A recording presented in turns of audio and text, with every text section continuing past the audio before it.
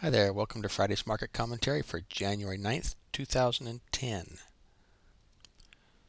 And we'll start off here with the chart of the S&P 500, which we can see as the overall trend is a nice uptrend for us. What's really nice to really take a look at here is you can see we finally broke out of this little resistance level coming across right in through here. But look at the size of the candlesticks, and I'll erase this line here. But look at the size of the candlesticks. Back here you can see we actually had a trend. We had some pretty good sized candlesticks back in through here. Saw some good movements to both the upside and downside.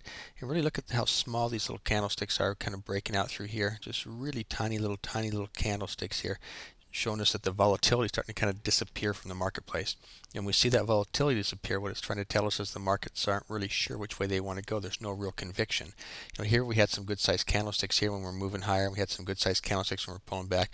The markets had some conviction. Hey, we're in an uptrend. Nope, now we're in a downtrend. You can see the size of those. Nope, now we're in an uptrend. Look at the size of those candlesticks. And then look what we've got coming across here right now. Really not a lot. So when you start to see things like this, these are usually signs of a potential top or potential bottom for potential reversal. Or the markets are just saying, hey, at the moment we're not really quite sure if we want to go higher, and so why don't we just wait a little bit and look for some type of a catalyst that's going to push us higher.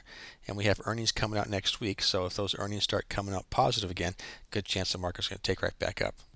So currently we're looking at the S&P 500 with resistance. Since there isn't really one coming back here for a while, I'm just going to call resistance here at 1150 since it's a nice round number until we start to see it start to pull back, and then we can get our support area right back down here about this 1100. So we're going to go between 1100 and 1150 for our support and resistance on the S&P 500. And I'm going to say currently we're a little high here, so I'm a little neutral, but longer term bullish. Okay, let's go ahead now and take a look at the NASDAQ and see what that one looks like for us.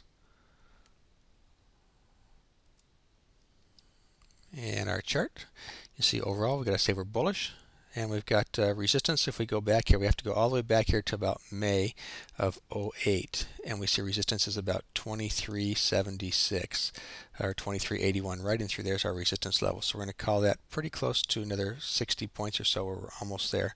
So right in through here's our resistance. Trend right now is bullish, and you can see that long-term trend's bullish.